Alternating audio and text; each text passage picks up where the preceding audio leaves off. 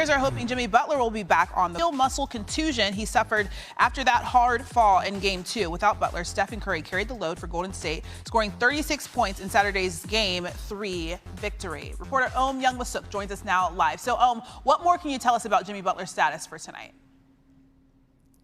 Well, the Warriors just went through a very light walkthrough at shoot-around, and Jimmy Butler participated. I asked rookie Quentin Post, how did he look? He said he looked great. He is listed as questionable, so of course he's trending in the right direction. When I talked to Steph Curry after Game 3, I said, what did you learn about this team winning in a playoff type of situation without Jimmy Butler? He said, you know, we learned that we can do this without Jimmy. We have several guys that can step up, but we need 14 more of these. Bucket in Game 3. What are Steph and his teammates saying about how he's feeling with the load he's had to carry on offense? Well, certainly this is where Steph's elite training and conditioning comes through, not just because of all the constant running that he does, but in order to have the strength to fight through the hugging, the tugging, the grabbing that this Houston Rockets defense is doing to Steph Curry. The Warriors are very complimentary about it, saying, listen, this defense is built in the mode of Ime Udoka and how he played as a player. But certainly Steph has to fight through this physicality. He's not taking anything for granted. I recently talked to Steph about how he told Draymond Green moments after the trade for Jimmy Butler that this is it. This is the last ride. Draymond told me tears were trickling down Stephen Curry's face because they understood the gravity of the moment. And when I say last ride, that doesn't mean that this particular postseason's last ride, but this is the beginning. All three stars' contracts are aligned for 2 more years. And Steph says, look, me and Draymond, we've been through it all through 13 years. We just want to recreate that championship magic again. And now they have playoff Jimmy to help them do that. Yeah, that makes sense. They're definitely on the back end of their career. All right, I want to talk a little bit about you, because for people that don't know, you're a huge sneakerhead. Can you give us a sneak peek at what you'll be wearing on your feet tonight? It's Game 4, so I had to pull out some Jordan 4s oxidized for this game. Beautiful. Wears a different sneaker every single game. Do you approve? Exactly, I do. It looks really good. I wanted to be surprised by it. It looks really good. I love the 4s. Great choice for tonight's game. Thank you. Thank you. Thanks. That is just basic. You got to know when to hold them. You got to know when to fold them. All right. Tyler Fulgham here with us. Let's keep things Rockets Warriors. What are you going to be looking at tonight? I'm going to be looking at a trend that we've seen in this series has been about defense, Matt Barry. We know the Rockets play great defense. Even without Jimmy Butler, the Warriors have played good defense. All 3 games have gone under the total. Now, Game 1, total was 213.5. That game went well under, so the books adjusted. It's been 204.5 for Game 2 and 3. We still haven't gotten to 205 points in this series. So now we're down at 202.5. But based on what Ohm said there with Jimmy Butler, I think looking like he's going to play, now might be the time to go with an over. I think we see our first over of the series in Game 4. I don't like not cheering for points. I like cheering for points. I want to shoot out. I also want to stay out west. Lakers, win or go home, Game 5. What have you seen about the betting market heading into this one? All right, early, still time before we see this game tip off on Wednesday. But right now, 55% of the bets at ESPN bet are on the Timberwolves. So the public seems to like the T-Wolves side. Why not? They're up 3-1. However, look at that. 70%, Matt Barry, of the money is on the Lakers. And why is that important? That means despite getting less bets, the higher value bets. The sharps. The sharps. The guys who are betting 4 figures, 5 figures, because they can afford to do so, because they're sharps, they're pros. They're putting on the Lakers. Lakers in a desperate spot. They're at home, need to extend the series. They're a 5.5-point favorite. The market is expecting, the sharps are expecting the Lakers to win Game 5. The sharps. That's how you go on vacation in the Maldives for so long. Hey, by the way, thanks for hosting Bet Live for me, man. I picked up the slack. Hey, barely at the Detroit Pistons. Jack, our producer Jack didn't want to talk about the Knicks because he's a hater. He only likes to talk about the Knicks when they're losing. Okay. But he doesn't want to acknowledge them when they're winning. So do you have any words for producer Jack that you can get out of the way in like 30 seconds? I'll visit him when we see the Boston Celtics. Don't worry. We'll have our moment. I mean, Magic in 7. You can't be saying that, Ashley. You never know. You never know. I'm just kidding. All right, let's talk about the Lakers now on the brink of elimination here as they're facing the Timberwolves. And there's only a select amount of teams, and it's not many, 13 that have come back from being down 3-1 in a best-of-7 series.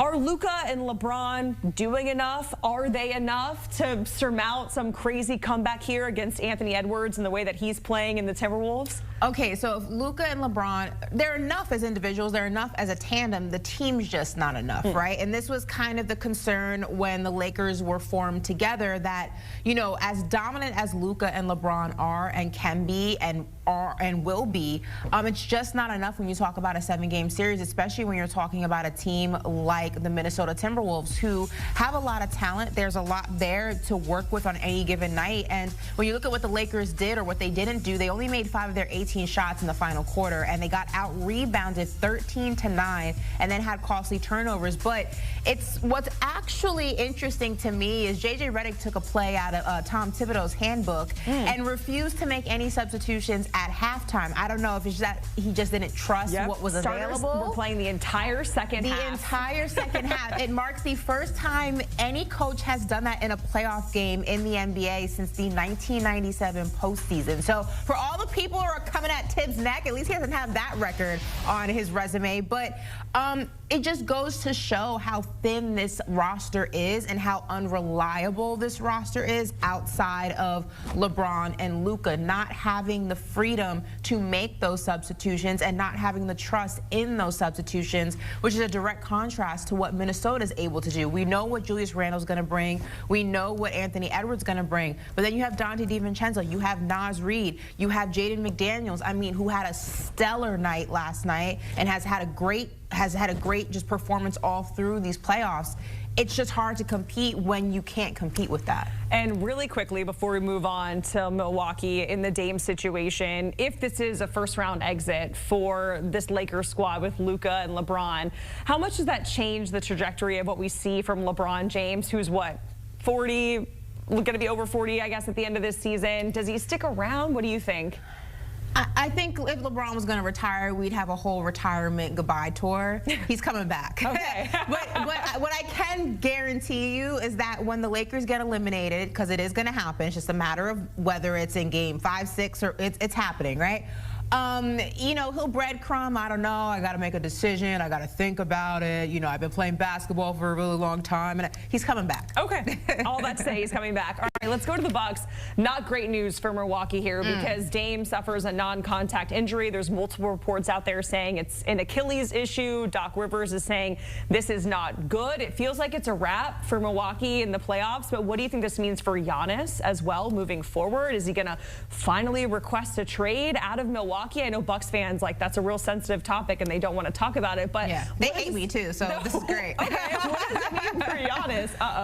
Well, first, this is horrible for Dame. I mean, to come back from the blood clot situation, and first and foremost, glad that situation's under control. That's nothing to play with. And then this injury, when I saw it, I immediately knew. Doc Rivers even said he knew. It's just one of those injuries when you see it enough, you kind of know what it is when you see it. You just hold out hope that you're wrong. So I wish him the best in his recovery. This is just absolutely horrible to see. But in terms of the Bucks, they're done.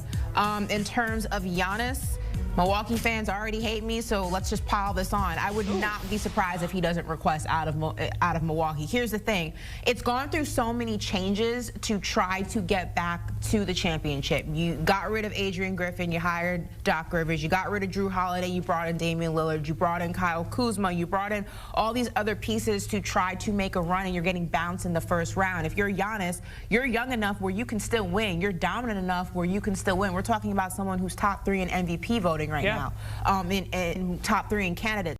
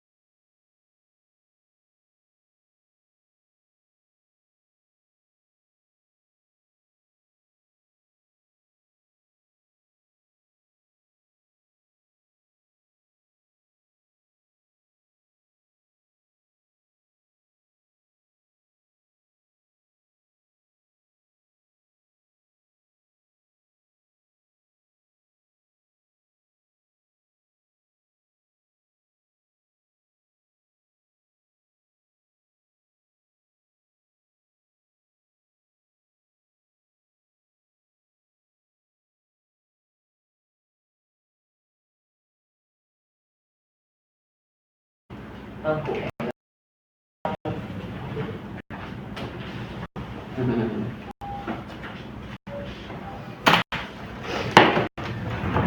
tất cả mọi người đã quay trở lại với kênh của mình. Hôm nay mình sẽ tiếp tục hướng dẫn các bạn làm vòng, và vòng hôm nay của mình